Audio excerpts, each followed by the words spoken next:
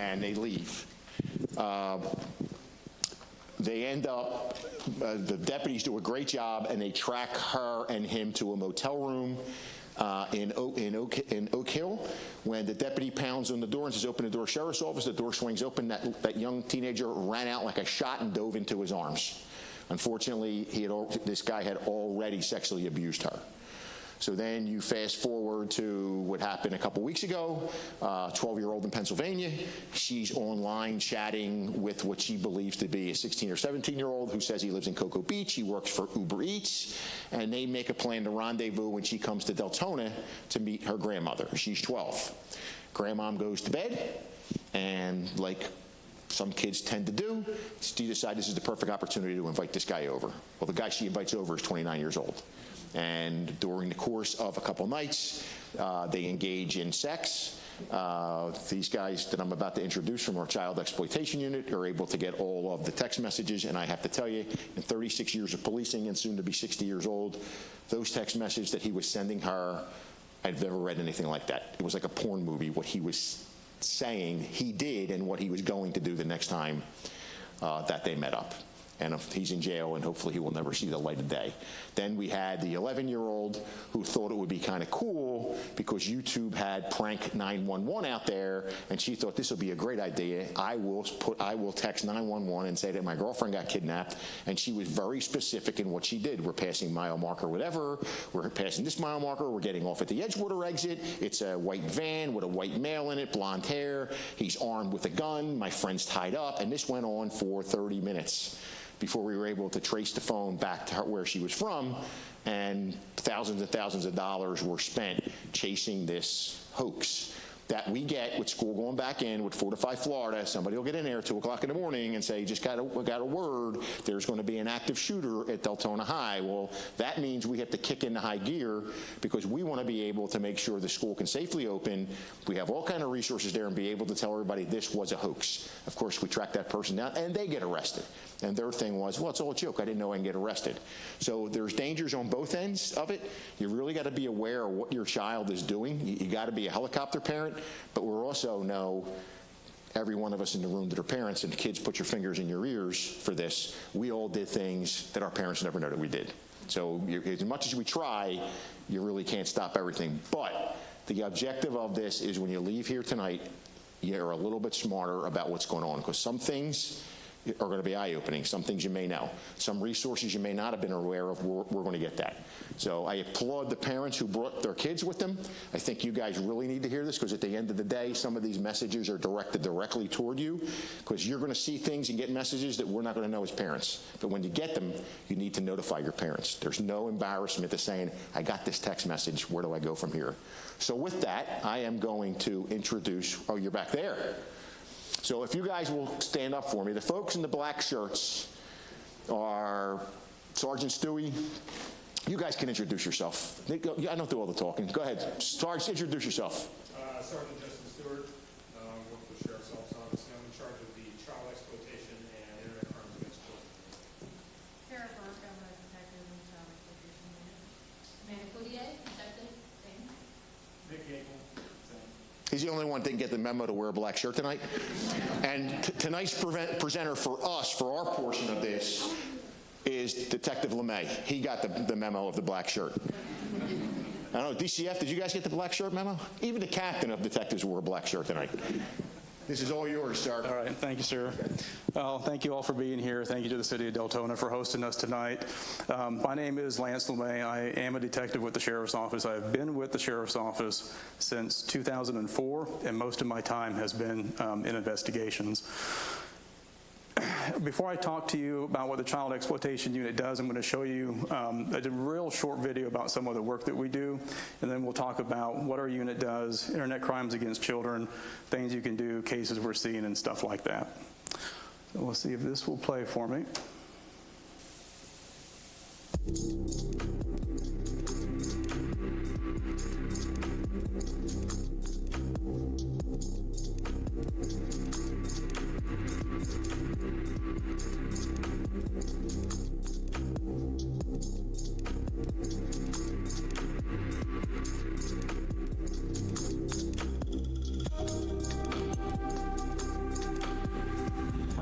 go outside. Because I want my mom to run before. Or just say your mom's out at the bar all Saturday night. night, my mom's runs already. We got him. Sheriff's office, hands up! Sheriff's office, hands up! Hey, out of the truck! Do it now! Fuck it! Get on the ground. Turn towards me. Sheriff's office, stop right now! Put it in park! Hands up! Hands up! Both hands out the window, or I'm gonna send my dog. You're gonna get bit.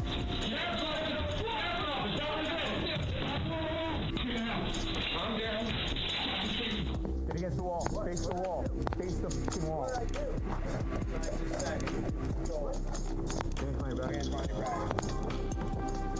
Sheriff's office, put your hands up. Put your hands up. Don't move. Don't move. Right. Turn around. Turn around. Right. Turn around. Flag again. Flag again. All right. You never see my car.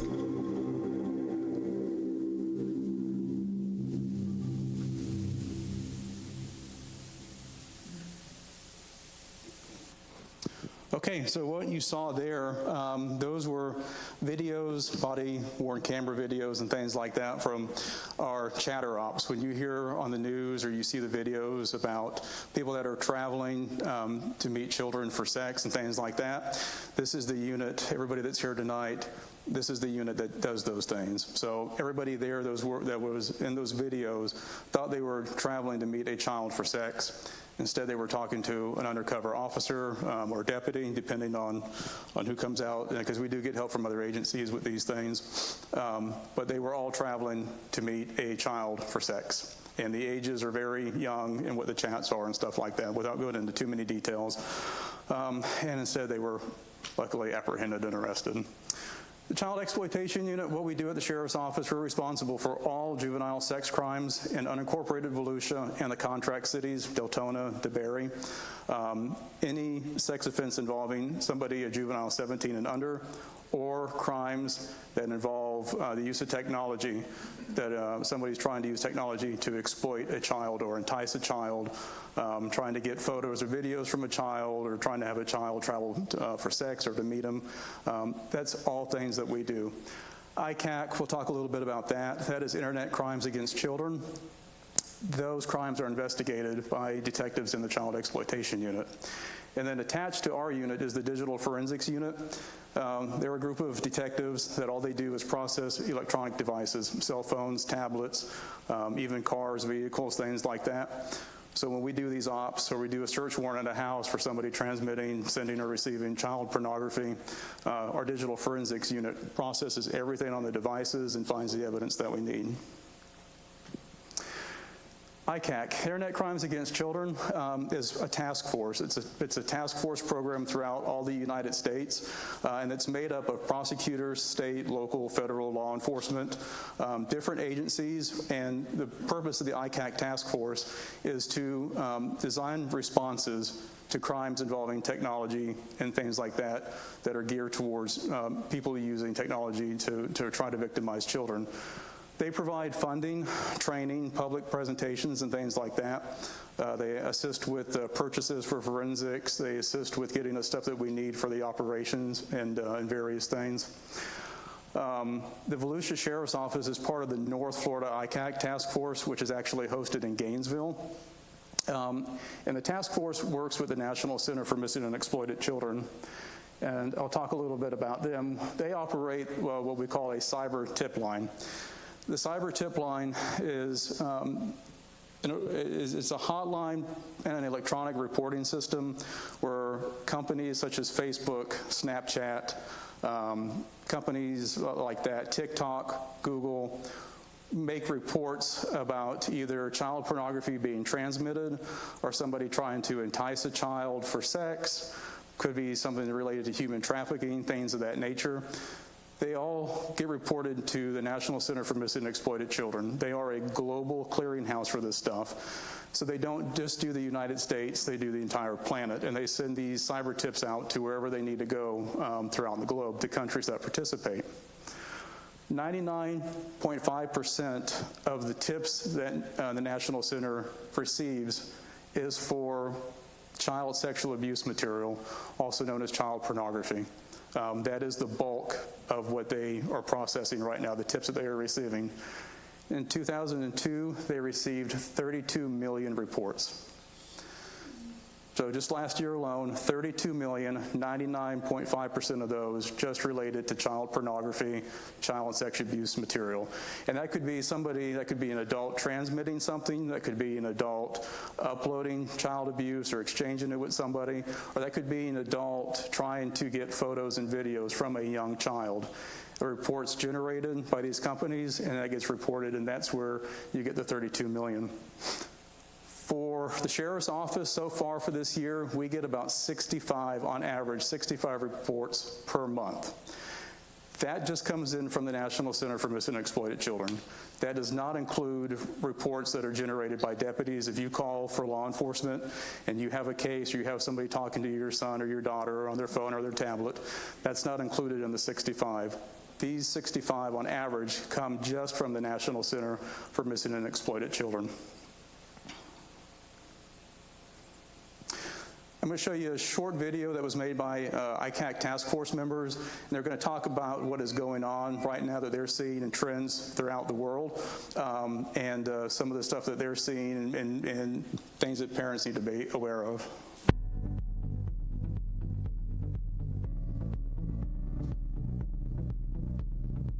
The best tool we have to prevent internet crimes against children is education.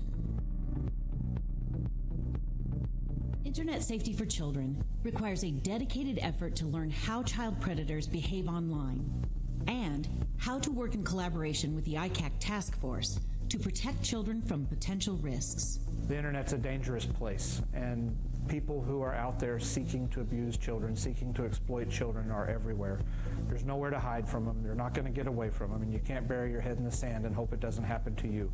If a child has kind of unfettered access to the internet, the possibility or the probability that they will see adult content is high. Tragically, at the moment, what we are seeing globally is a rise in sextortion of our kids. This is playing out in a far more sinister way than anything that I've dealt with in my law enforcement career, where we are losing kids, they're taking their lives because of sextortion. I know that through my talks, I get a lot of people that tell me it could never happen to my kid, it could never happen, because my kid's a good kid. And I found it could happen to anyone, and the more that I talk to people, I want them to understand my kid was a straight A student, he was Eagle Scout, he was all that, and it still happened to them. You cannot assume that it won't happen to your child. Well, there are two types of sextortion. Sexually based sextortion, where all they want is more images or more contact with the victim. Then there's financial sextortion, where they want the victim who has sent explicit images to send them money, or they will be exposing that image or video to their friends and network. The child who is a victim of financial sextortion is typically a male aged 14 to 17. The child who is a victim of sexually based sextortion is typically a female aged 10 to 17. This type of crime really crosses all socioeconomic statuses. So it is not the stereotypical offender that you might have heard or might think. It really could be anyone. Unfortunately, criminals have migrated to this space online in order to take advantage of the real vulnerabilities of young people. Their want to connect, their want for opportunity, their want for, creating connections of their own, and often they're looking for validation, and this makes them very easy targets for criminals looking for vulnerabilities to be able to access the life of an innocent young person. What is the best way to keep our kids safe online? And the answer to that is to learn their language, learn what they're doing online. There's never like too young of an age to start. I used to be a first grade teacher, and my first graders were on TikTok, Instagram, and Snapchat.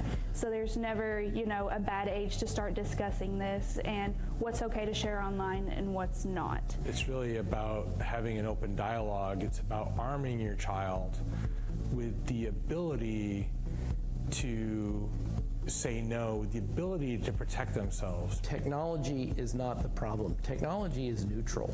It is a tool that can be used for great good as well as harm. So for kids, if you receive a nude photo or video, you don't know where it came from or it came as a joke, don't be part of the problem. Don't perpetuate the cycle of cyberbullying, and don't add to it. There's a very strong link between cyberbullying and the sexting issue as well. Oftentimes they go hand in hand. Oftentimes when it comes to nudes, right, and being a female and working with female youth, there is that pressure or that perceived pressure that my peers are sexting, that everyone is doing it. It's very understandable why, sending an image like that is something you might want to do. But a couple things I would say about it. Number one is that most youth are not doing that. So if your reason for sending a sext image, sending a nude to someone else is that you think everyone else is doing it, research study after research study shows us that less than half, usually about 20% of kids have ever sent an image like that. If you're being sextorted online, you should report that individual to the platform or the app where they're contacting you. But it's important that you don't delete your profile or your messages, because there could be really important information for law enforcement to use in their case. End all contact with whoever you are talking with. Try to archive any of the messages that you have as best as you can. And then report it to somebody, whether it is a friend, whether it is a counselor, a teacher, your mother, your father, and then after that, report to the police. The main thing that the police need to do an investigation is the users' names and passwords. Let's commit to staying vigilant and working together to keep our children safe online. Whether you're a law enforcement officer, a social worker, a parent, or a young person yourself, take steps to learn and teach others about internet safety. Together, we can create a safer digital environment for children. For more information and resources, please visit www.icactaskforce.org. So I think the biggest takeaway from that video is you have got to talk to your kids and make sure that they understand that they need to come to you if somebody reaches out to them on the internet and asks for something bad. We see a lot of cases where the children aren't telling the parents are going through cell phones, tablets, or catching the kids on a school computer or on their home computer doing something that they aren't supposed to be doing, and the kids aren't coming forward and telling the parents until it's too late. Cases that we've actually worked in our unit, we had an 8-year-old that was asked to send nude videos and photos, and she did at 8. She was also asked to go in her mother's purse and send her mother's driver's license, a picture of her mother's driver's license, and she did. For this particular case, this 8-year-old met the suspect in a video game on the Play Store designed for children. You have to pay attention to all these apps. Just because they are geared towards children or they sell themselves as a child's game, the adults are in these games also, because they know that's where they need to go to find kids. You go to a child's game. This one was in a child's game that was operated by a company overseas. We couldn't do anything with it. We had a sex offender on Instagram who was messaging child after child after child, female children all over the world. Anybody that he saw on Instagram, he would just add, and he had one phrase. He just said, hey, I saw your picture, I think you're cute, add me. And you would be amazed how many people added him back. He wasn't caught until he actually sent sex toys to a child in another state here in the U.S. But until he was caught, all the children that he was talking to, he was asking for photos and videos from all these young girls, and he was receiving stuff. And then he got a little bit bolder and then actually started mailing them stuff to their home address. So again, he got the home address from the child and was brazen enough to go ahead and send adult toys to her house in another state. We had an adult male that met a 15-year-old on TikTok. They started a conversation. He lied about his age. They realized they were both in state. He paid for an Uber for her to drive up from her home county. They had sex in our county. After they were done, he kicked her out of the house, told her she was responsible to find her own way back home, and left her out on the street. She called law enforcement, but did not tell us everything until she got home back to Polk County. He was identified. He was arrested. That case is still pending.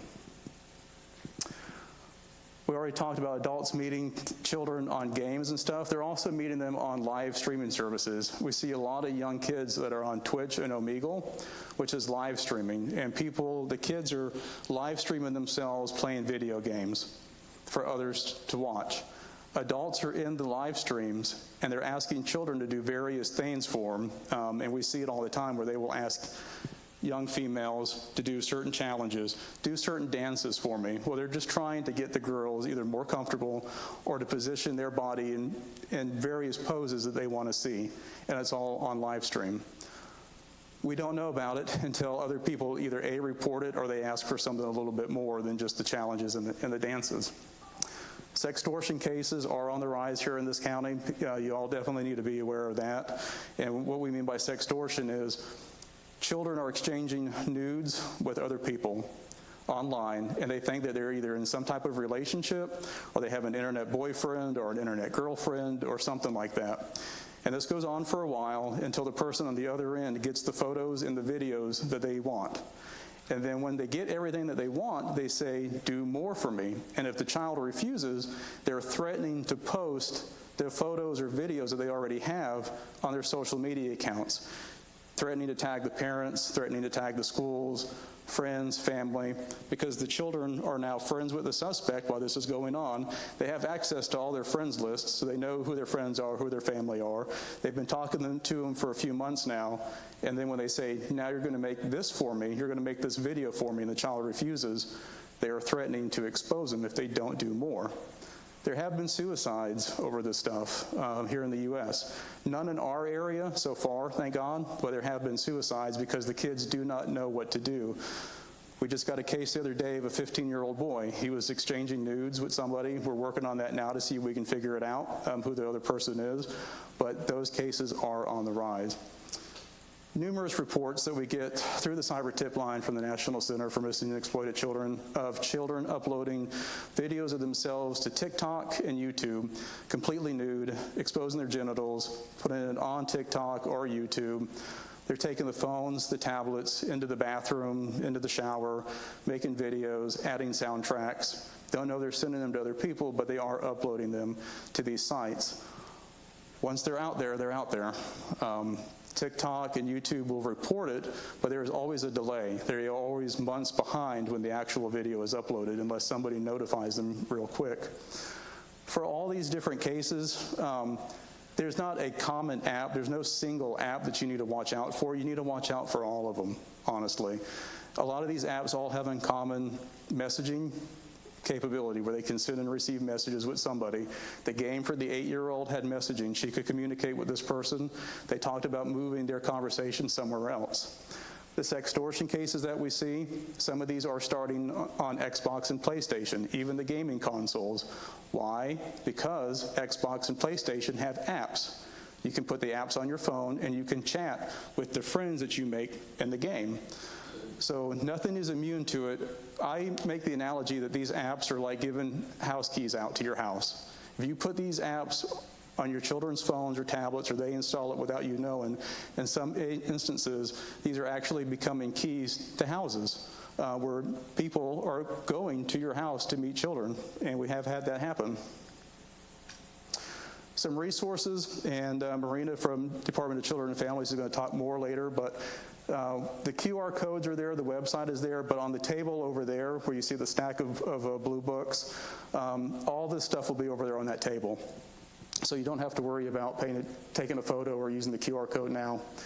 DFI Now, Digital Futures Initiative. I like this particular site because they have an app and website directory. They update it for every school year, and they'll tell you at the bottom, updated for the calendar year. And they list all these apps that you parents, grandparents, you all need to know about, and then they go into a discussion on why you need to know about it. What does this app do, and why is it important for you to know what it does? They have a parents tech control on there. If you're interested in looking at monitoring software, there are things that are out there. There's been more information over there on the table, but there are programs out there that you can install on cell phones and tablets to monitor what's going on. They do a parental tech guide. It's very detailed, and they tell you the different apps that are out there. You just have to research what works best for you. There isn't one blanket one that we recommend, because it depends if you have an iPhone, an Android, depending on the software updates, things like that. This guide will go into a little bit more, but also research too, like your cell phone carriers, Verizon, AT&T, they have parental control apps too. So you just kind of have to see what's going to work best for your situation. They also have stuff for like vaping, and I think Marina will talk about that later, but there's more guides that they have. National Center for Missing Kids, they have a whole series online called NetSmarts and Internet Safety, but they have a lot of other resources out there, and videos, activities for kids, more presentations, more handouts, things like that. But a lot of information is on their website. They have information you can see up there in the menu for sextortion and things like that. You will find more information on their website. You may see something on DFI Now that you like, or you may see something on NCMEC that you think is a little bit better. More stuff for various age groups are on the National Center for Missing and Exploited Children site.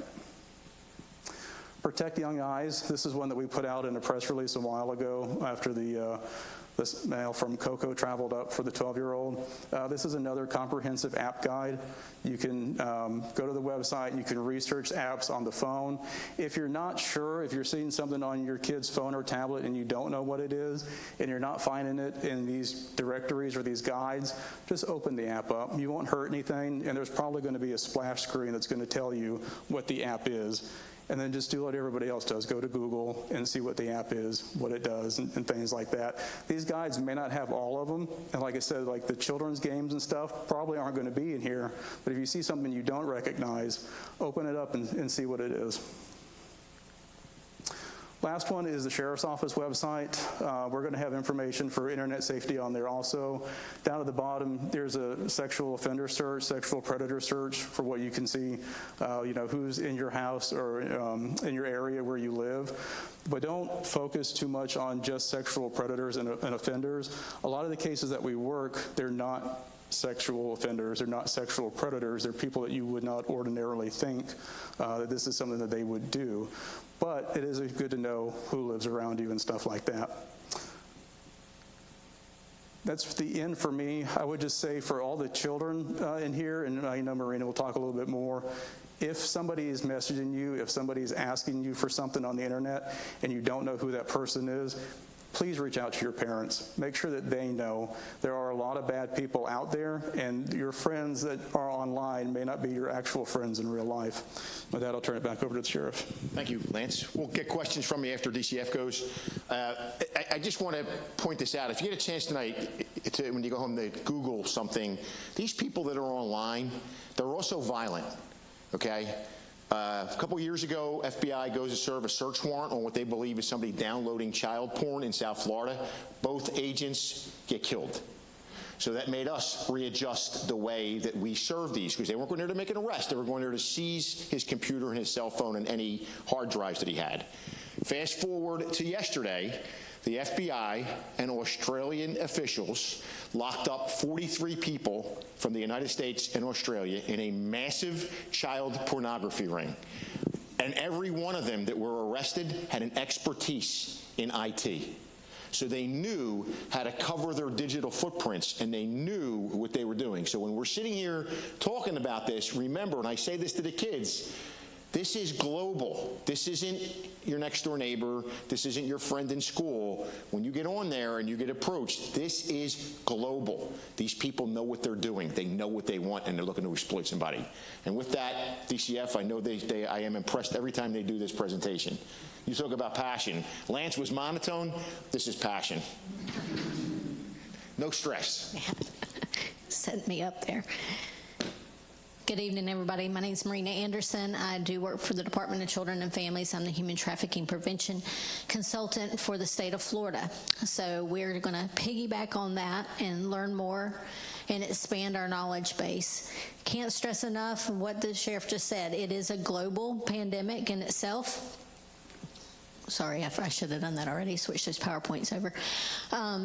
It can be anyone, right? It could be your next door neighbor. It could be a family member. It could be someone within your same community, same state, different country, right? It could be anyone. It's the World Wide Web, right? They could be from anywhere.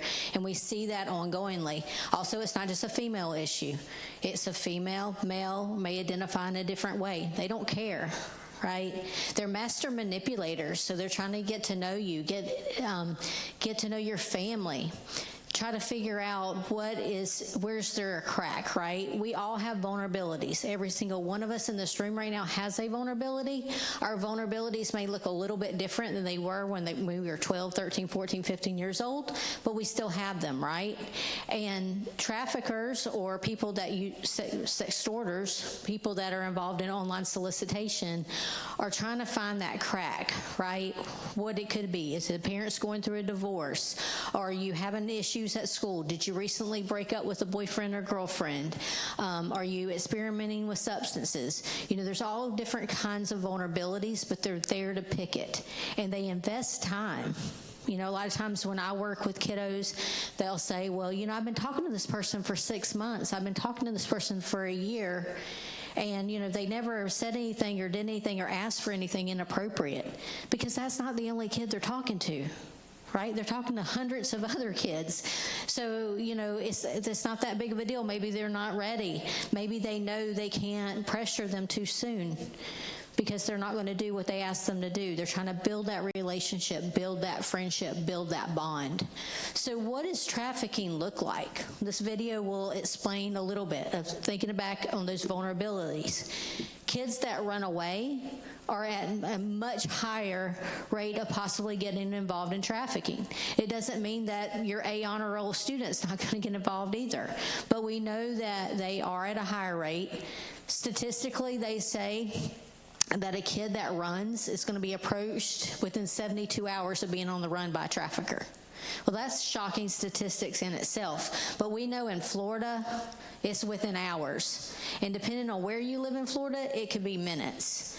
Because traffickers are at the local bus stops, they're at the truck stops, they're at places where kids often run to, the parks, the corner stores, because they're waiting. They know there's that vulnerability. The vulnerability is they're on the run, right? Their vulnerability is they don't have a plan, they don't have money, they don't have food, they don't have clothes, they don't know where they're going to sleep. That's the vulnerability. So they're waiting to say, hey, what can I do to help you? But it's not for free, right? They don't have a money, they don't have a plan, but they have their body, right? So oftentimes there's exchange for sexual acts for that ride out of town or for that money or for that food. So when you watch this video, really pay attention and think about the vulnerabilities and think of where maybe you could have been in certain situations where you saw something and maybe didn't really realize what it was and didn't know what to do. And we're going to talk about at the end of this presentation on what you can do if you see something that doesn't set right with you. Hey, where you headed? Ladies from around here? Actually, I'm from Florida. Are we paying you to talk or to drive? My bad.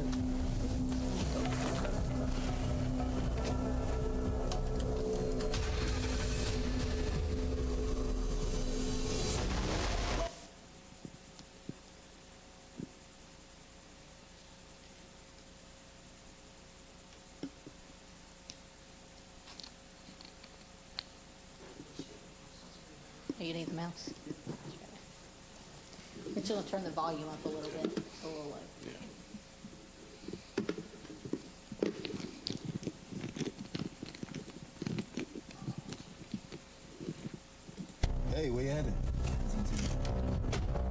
Ladies from around here? Actually, I'm from Florida.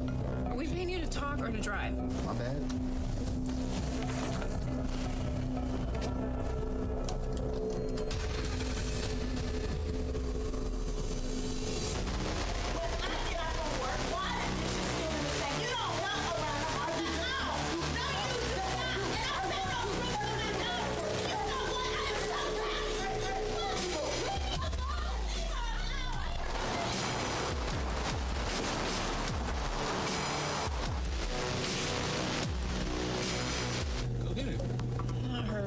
She's gonna make us some money.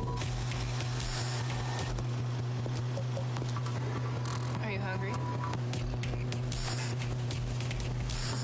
My man takes great care of us.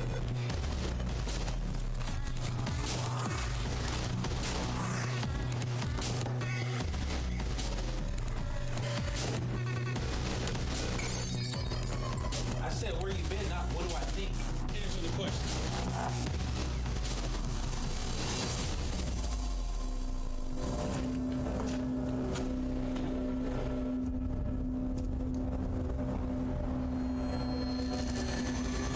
It's also important that you understand that, just as I said, victims could be male, female, or identified in a different way. Traffickers can be male, female, or identified in a different way. Oftentimes, even if it's a male trafficker, oftentimes they'll have females that are also working with them, as you saw in that video. This is going to be a challenge right here. Let's see. There we go. As you saw in the video. So if a male would have approached her at that point, she was scared, she was alone, it was dark, she didn't have a plan. Most likely that male would have been pretty intimidating. I'm a pacer, so I'm probably going to walk all around here, but I feel like I'm ignoring the people on this side of the room. So they, probably would have felt a little intimidated, right? Maybe she would have been a little scared. So the female approaching a young female, she felt more secure, right? Like this person's going to help her. She saw herself maybe in that person. So again, traffickers know this. So oftentimes they'll have females working for them to approach. I'll give you an example. We had a case not too far from here, out of Putnam County. And this was several years ago, and we had a child that had aspirations to be a model. Mom was a photographer and was posting a lot of pictures on Instagram. We talked about that, right? The posting on the social media platforms. She was trying to really have a lot of activity on those pages to hopefully have a modeling agency pick this child up. So a modeling agency approached the mother, said that, they really felt like this child had what it takes to be, the next top model, right? So they were going to have a modeling shoot, and the modeling shoot was going to be in New York. Well, Mom couldn't afford to go to New York. The female that approached them was a model herself, had a portfolio, and said, I can take care of her. She can stay with me. I'll never let her leave my sight, and I'll take her to New York. Do you think they went to New York? No, that is correct. They did not go to New York.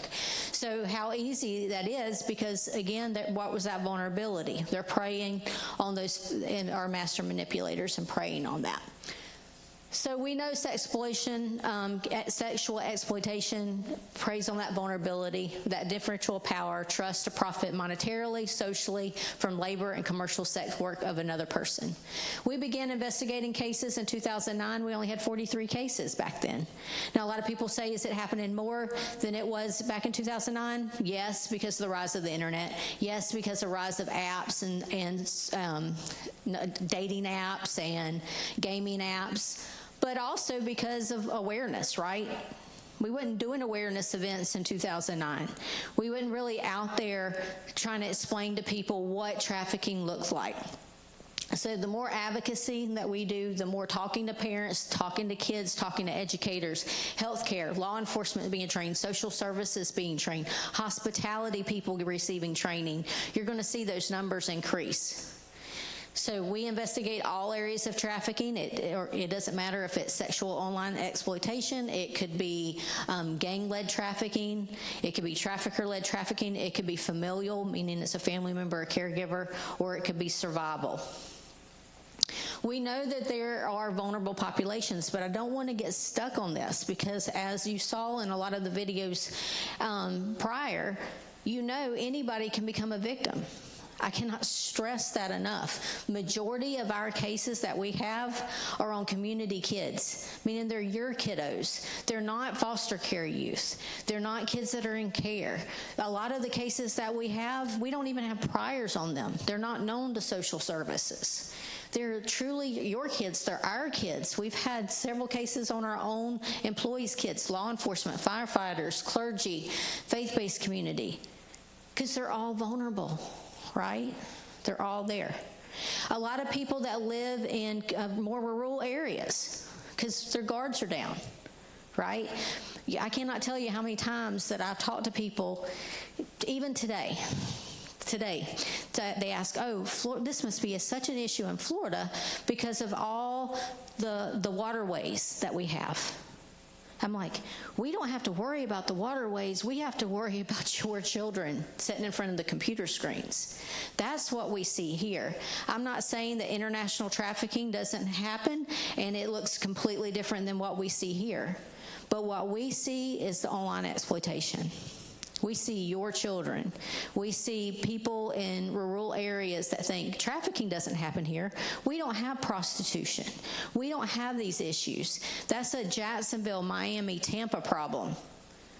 It's an everybody's problem, right? Because if you have internet, if you have Wi-Fi, if you have anything with a messaging app, even Pinterest. We had cases where kids were being contacted on Pinterest. Because if it has a messaging feature, they can contact your kids. So you need to have those conversations. Other risk factors, again, if they're under the age of 18, walk to school or to the store alone, sometimes feel insecure, owns or have access to social media, desires to develop a romantic relationship, feel misunderstood, sometimes feel their parents don't care, want more independence, test boundaries, and take risks. If you're honest with yourself, I probably just described you as a 15 and 16-year-old. A lot of us desire those same things. It's just a different world. So traffickers and people that use sextortion to get to kids is going to use a 3-level approach. And it doesn't matter if they're meeting them in person or if they're meeting them online. It starts with the lure, the trust, and the payback. Now, there's other instances that may happen. We've had several cases where we've had hackers hack into Snapchat rolls, your camera rolls, send a picture that they know that kid wouldn't want out, and said, hey, if you don't send me more graphic images, I'm going to post this picture to your social media. So that is another way that they will lure kids to do things that they wish, because they, image is everything, right? They don't want those images out there, even if it may not even be a nude. It just may be a picture that they know that they don't want out. But it's going to start with a 3-level approach. So in the beginning, they're going to pay special attention. They're going to give a lot of, you're so beautiful, you're so handsome. And sometimes that's all it takes. Because some kids, they've never heard that from anyone other than mom and dad. And I can't tell you how many kids I work with, and they said that they made me feel special, and that's all it took. That was their end. They may shower them with gifts. And again, even if they don't know them in person, even if they've never met them in person, maybe they're only talking to them online, but they're sending them Bitcoins, they're sending them online currency, they're sending them gift cards, they're paying for Amazon carts, they're giving them money to get their hair done, their nails done, going to the barber shop, going to the mall and get an outfit. Again, that grooming behavior. We talk a lot about hair and nails, getting going to the barber shops, new clothes, new shoes, because again, it's a grooming technique, but it's always to benefit a trafficker or the person that's exploiting them. So they're not doing it because they're kind and they're nice. They're doing it because that's what they desire, right? Maybe they are more partial for someone that has red fingernails, or maybe they like the white tips, or maybe they like long hair opposed to short hair, so they'll pay for extensions or pay for wigs. Or they like a really clean-cut guy, so they want short hair and well-groomed and nice clothes, nice perfume, nice cologne. It's all about the dollar amount, right? So with trafficking, if a person's coming to them and they're selling that person for a sexual favor, and they come to them and they hadn't showered in a couple of days and they don't look the best and they don't smell the best, are they going to get top dollar? No. But if they come to them looking nice, smell good, look good, they're going to get more money. So it's always about the money. They promise an increase of popularity. It is another way to recruit. If they were going to school and they didn't have the greatest things in the beginning of the year, now they're coming to school with nice jewelry and clothes and makeup. People are going to ask, where are you getting it from? Oh, come to the party Saturday night. My boy Jimmy will hook you up. Or let's join this chat with my boy Jimmy. Trust. It moves the trust. They're going to sell the glamour of the street life. They're going to probably be introducing them to pornography because they're establishing normalcy. So they're watching pornography together, again, in person, or it could be online. There's picture sharing. Images are getting more graphic. They're going to challenge the boundaries.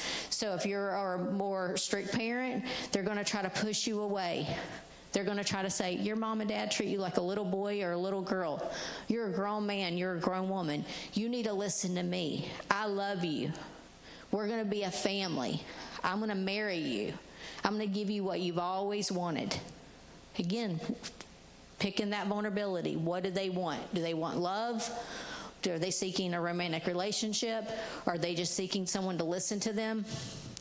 And that is big. And even with law enforcement in the room, and even though we all do this day in and day out, I can't tell you how many kids tell me, when I ask what drew you to that person, almost the number one across the board, they're going to say what? They listened to me. We get busy, especially us that work these type of cases and do these type of work. And if you're in a high-stress job, doctors, lawyers, nurses, healthcare, a lot of times we're tired when we get home. And we get home is our sanctuary. And our kids come running to us, Mom, Dad, so-and-so took something out of my room. Mom, Dad, they won't let me play the game. Mom, Dad, they won't let me watch this on TV. And you're like, dudes, really? I just walked in the door. I'm tired. You just need to deal with it. And don't get me wrong, I believe kids should have good problem resolution themselves, but I also know that if you don't listen to them about those little things, guess what? They're not going to come to you for the big ones. So you have to listen, because that's the number one in. They listen to me. They listen to them because they're trying to pick the vulnerability, right? And to do that, they have to get to know them, get to know their family. And then it's the payback. I've done all these things for you. I bought you all these things. I did this thing. I love you. I'm your boyfriend. Again, even girlfriend, even if they've never met them, they're in this online romantic relationship. What are you going to do for me? We're going to make some money. We're in it together. Now, a lot of times when we work these cases, kids or young adults don't self-identify. They don't see themselves as a victim because they feel like they were in this together. That this was my boyfriend, this was my girlfriend. You know, we made money, we're doing it together. I'm doing my 50%, he's doing or she is doing their 50% by advertising or what have you. So they just don't see it. They don't see the harm in it. But once those pictures are out there, once those images are out there, it's really hard to get them back. And as we were talking earlier, it's so important if somebody has an image of you, maybe they got it off your Snapchat roll, or maybe you befriended someone and maybe you sent pictures that you maybe shouldn't have sent.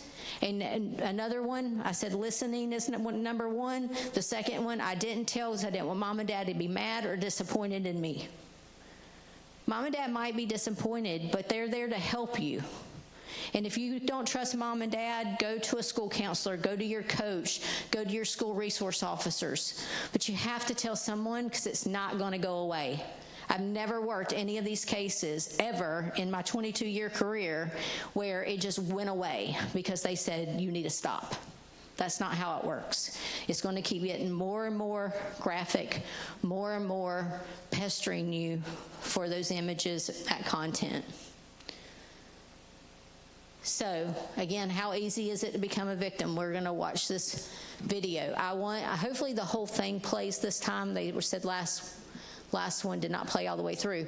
But I want you to pay attention to the child's demeanor. So in the beginning, she's very bubbly, she's very excited, she's in this new relationship with this person, and in the end, you can see complete lack of hope. Whoop. Hi, Zach.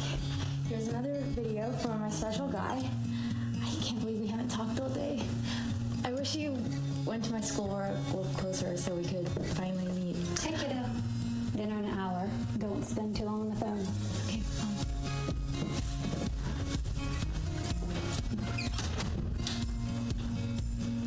I know you've been waiting for this for a while, so I wanted to give you something special.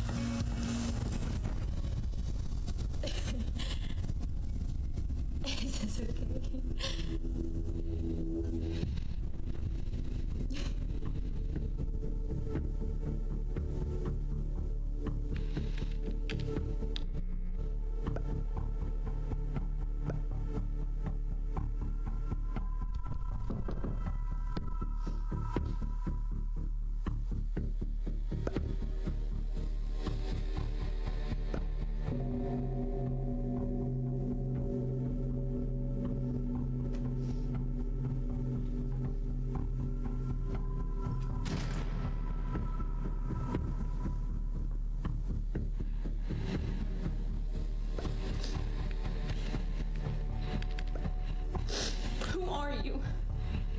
Why are you doing this?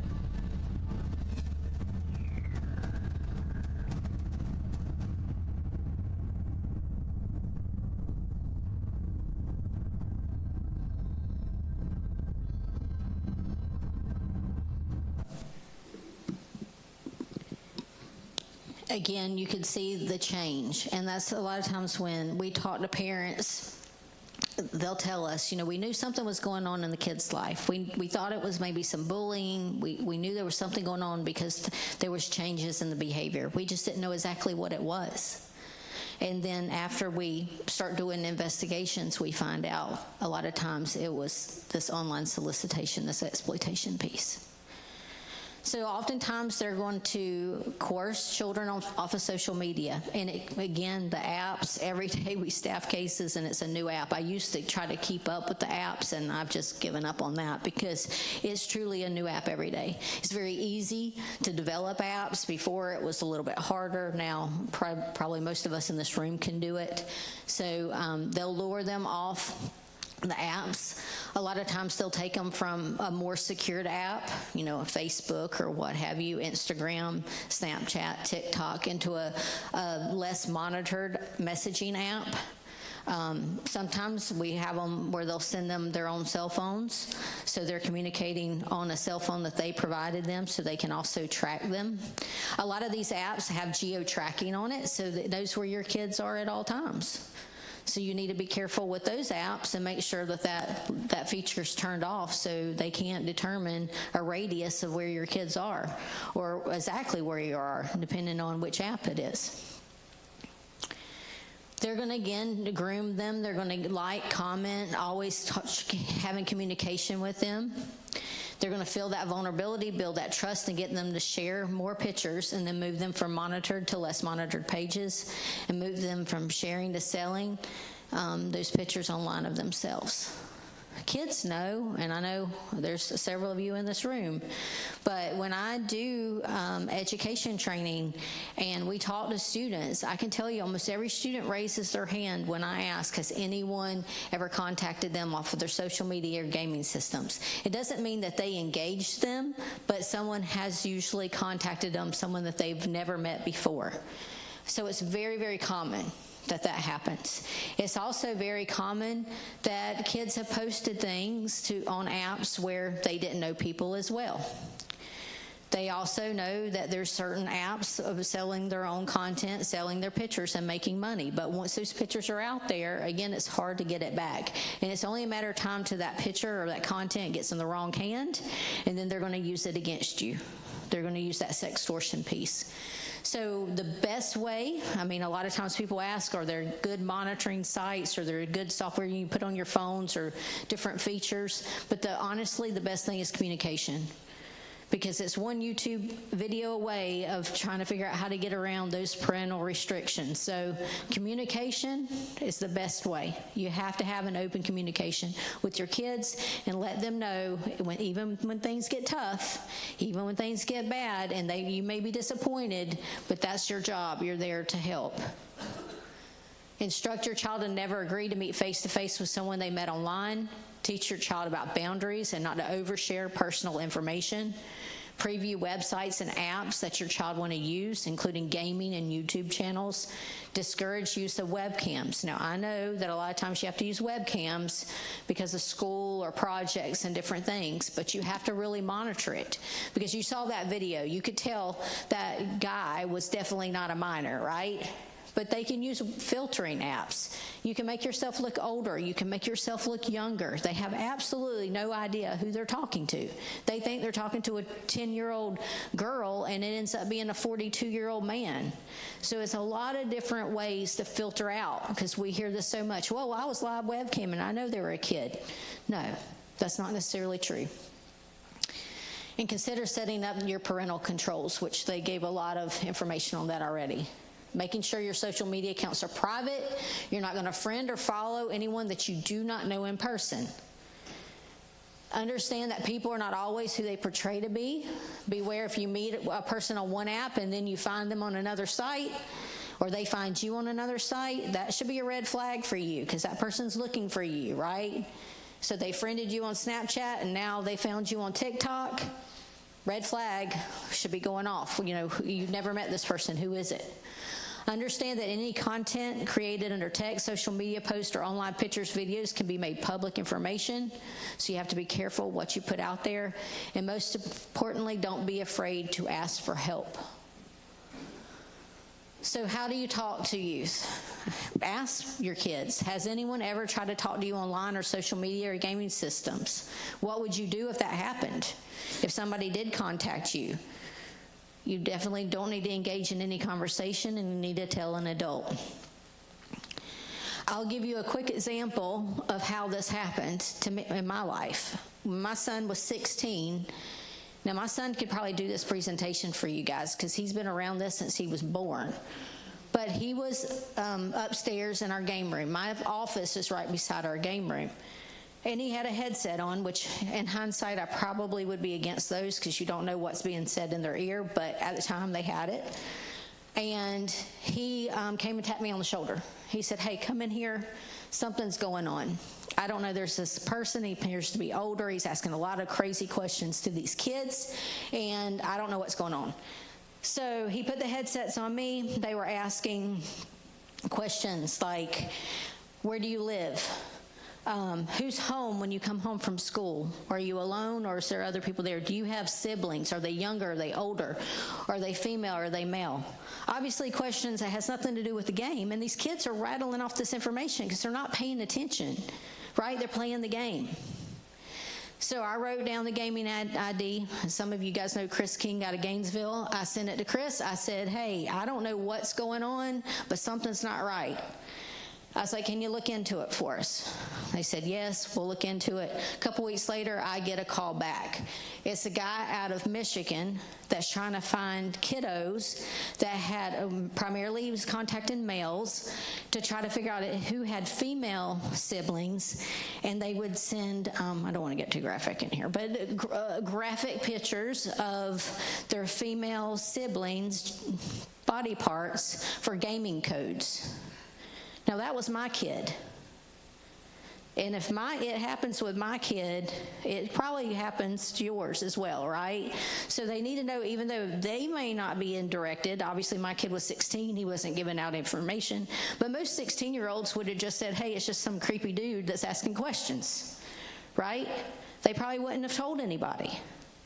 So having that knowledge base, if you hear something, if you see something that doesn't set right, tell your parent, tell someone, tell your school resource officers, so they can look a little bit deeper and see what it could possibly be.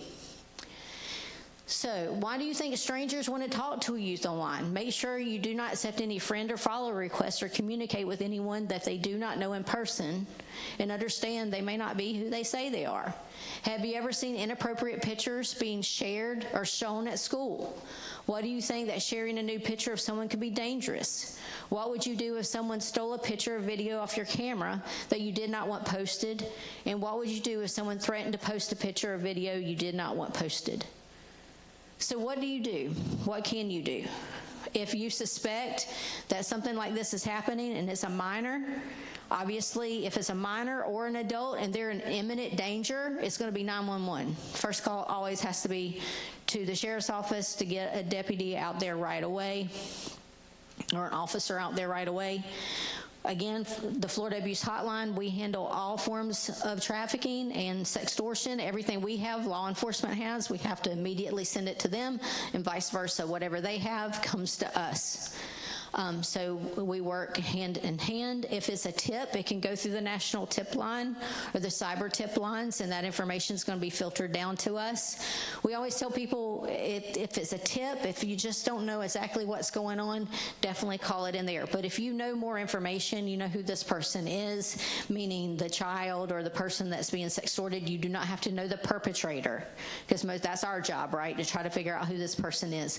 But if you know someone that this is happening to, contact the sheriff's office, contact DCF, because if you go through the tip lines, it's a delay. It could be a couple of days before we get it. So we need, the DCF hotline is 24/7. And of course, like I said, 911 if anyone's in imminent danger. My information, again, my name is Marina Anderson, Regional Human Trafficking Prevention Coordinator for Northeast and Northwest regions, and my area starts right around here, around DeLand, goes up to Georgia line, goes past Jacksonville, Tallahassee, Panama City, Pensacola to the Alabama line, so 36 counties. And then Christy Gillis is she's not here tonight with us, but she's our local representative as well. So I believe with that, are we going to open it up for some questions? Yes, let me get everybody in the brain trust up there. So, Carla, Lance, Todd, you want to come on? I would like to also, we have quite a few elected officials in here. If you guys could be kind enough to introduce yourselves for coming out. Maritza says we have to use the microphone, so Maritza, you can go first and pass it around. Here, this is on. So, I'm Maritza Avila Vasquez, City Commissioner of Deltona District 3. The reason why we want you to speak into the mic is because this is being taped, and if anybody goes back to watch this video, we want them to hear your questions as well as the answers that they give you. Go back. I guess you guys going to introduce yourselves again? No. I want the elected officials. Oh, sorry. And then we have somebody representing PTA. Thank you. So I'm Mayor Santiago Avila Jr. I'm extremely thankful for the sheriff, his department, and DCF for putting this together. This is extremely important. I would also like to ask a question when the time comes of how many of this is actually happening here in the city of Deltona, because I think it's extremely important. So for our cases that we see in child exploitation unit, I think if we estimate that Deltona is about 60 to 70% of our caseload. But the cyber tips, the 65 that I talked about, those are all throughout the county. There's only 3 agencies that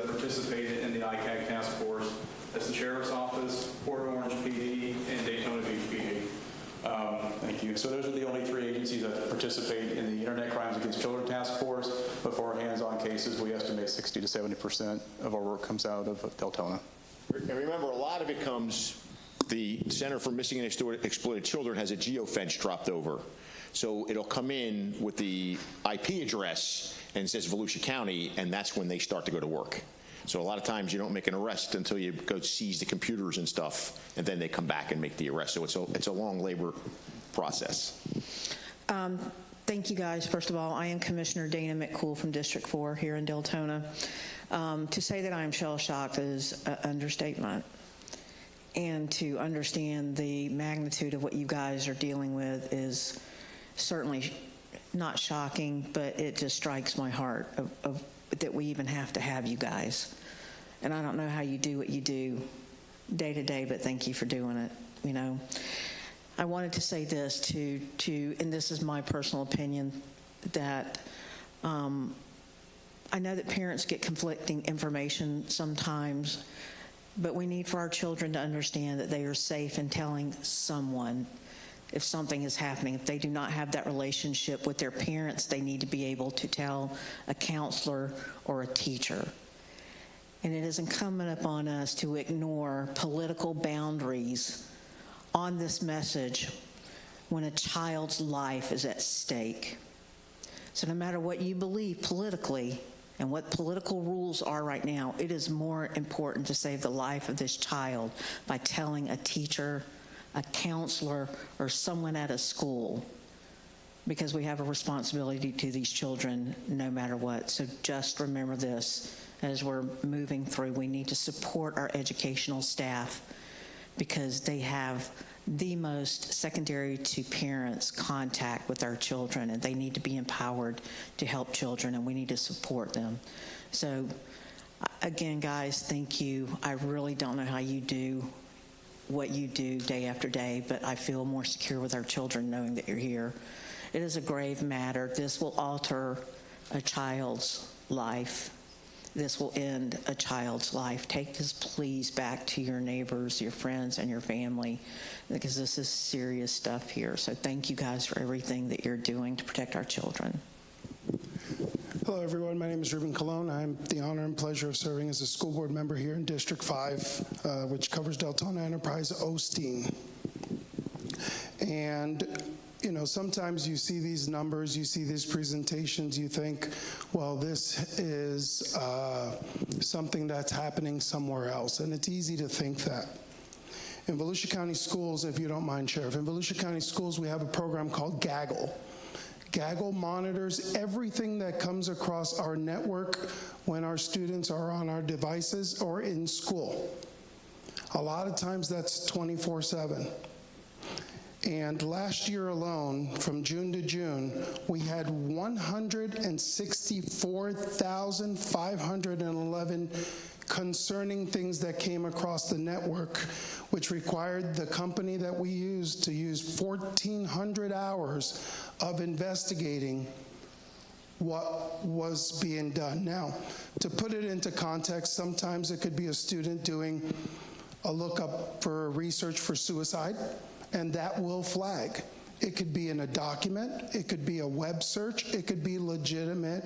They're looking to harm somebody, harm themselves. And so we've been able to catch a lot of that thanks to that technology. Another thing I want to point out is a year ago, actually, right about this time, we transitioned our safety and security to the Volusia County Sheriff's Office. And so Captain Smith is our leader for safety and security in our district, and it's very comforting to know that we have removed the layer of contact that allows all of these resources to be available to our students. It's not to say they weren't there before. We called and they responded. But that partnership really makes a difference.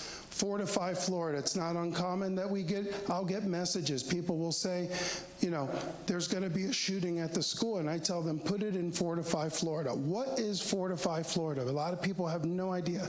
It was created in response to Parkland, and please correct me if I'm wrong, where the agencies were not talking to each other. We knew there was a kid that had a problem. It went to this agency, that agency. They really weren't communicating. When something goes into Fortify Florida, it goes to all of the the agencies, including the school district. And each agency, and correct me if I'm wrong, has to check off, yes, this is us, no, this is not us, this is what we're doing, etc. That is how Florify Florida works. Now, I'll share with you the other side of it is someone will go, and it's on every computer in our school district, any computer. Someone will put in there and they'll say, I heard a kid who said he has a gun, but I don't know who it is. And so we still take that seriously. They still come out, do the whole thing as if, but sometimes it's as vague as, I heard a kid on the bus saying he heard someone else had a gun. Not a whole lot we can do with that. I mean, unless we can pinpoint who it was. And sometimes they've been able to, because it's been really, really serious. So again, you know, we do a lot to try to keep our students safe, especially in the digital age. Sorry to say this, when your kids come home and they're on their devices, not a whole lot we can do. And upcoming, there's going to be some changes to school policy potentially, and we're still working on it due to new legislation, where cell phones are not going to be allowed in school, or they're going to have to be put away, et cetera. And I'll share with you, I know I'm taking too long, you know, TikTok. Those fights now, where before when we were growing up, there was a fight, you threw 2 punches, 3 punches, and that was it. Now they think they're Rocky because they're being recorded. There was a brawl at Deltona High. Mind you, top school, Volusia Flagler. Extremely proud of everything that's going on at Deltona High. There was a brawl. That video was posted to Twitter. That video was viewed 7 million times because there's a webpage called High School Fights. And Twitter does nothing about it. So again, we do a lot to try to keep our kids safe, and I just wanted to share that. And if anybody has any questions later, I'll be around. Sorry.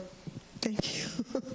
I want to thank you because you're the one who championed us putting a captain in so there was no layer between us and what was going on at school. So anybody has any questions for us? We have a lot of people here. I will encourage you, when you leave, there is some pretty good literature there. It's not heavy. It's a lot of it's bullet points. And if you'll share it on Facebook, share it with everybody you know. That's what we need you to do. We need you to share it. More parents need to know about what we're doing here and what the school's doing. Carly, you want to talk real quick about the runaway law? The reason why... Who are you? Oh.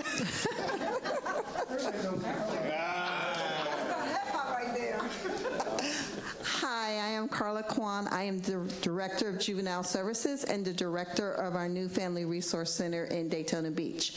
The reason why we have a high population of kids in human trafficking in the state of Florida is because there is no law against running away. If they run out the side door and we bring them back to the front door, they can go out that door. There's no consequences for running away.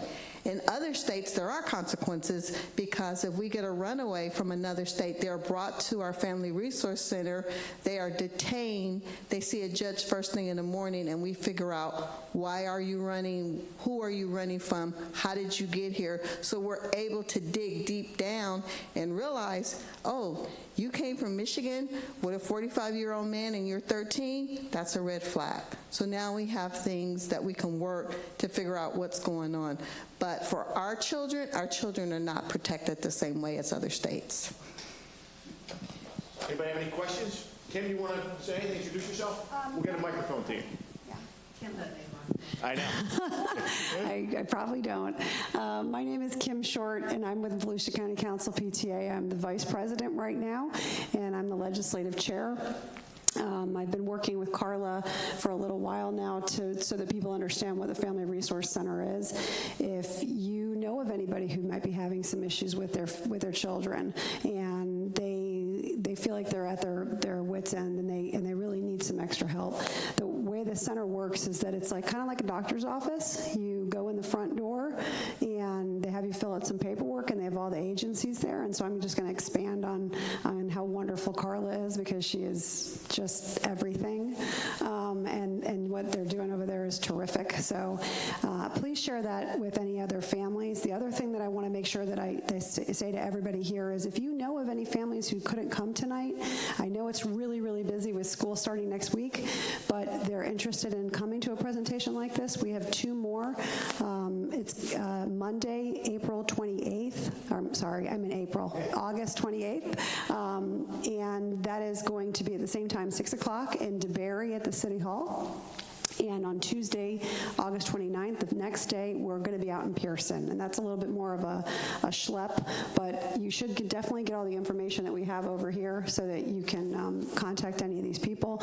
The runaway law is something that, I just was made aware of. This is my 3rd time coming to a presentation, and we are going to start working with lawmakers.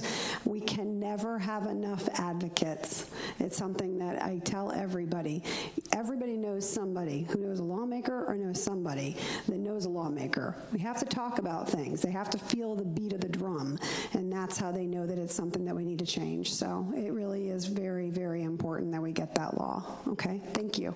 Kim, and thank you, because she's going to tell me she needs a pay raise because she had to sew 2 garments together for tonight's presentation. So she matches, exactly. Well, again, if you guys don't have any questions, please hit that table. We'll be mingling around. Thank you so much for your attention, and we hope it's interesting. Yes, ma'am. I do have one question. Good. Is there going, oh Lord, I'm sorry. Is there going to be talk about possibly presenting this to middle school students? I think that's a question for the gentleman in the red shirt. But not so intense. That's a question for the gentleman in the red shirt. We got to get him a microphone.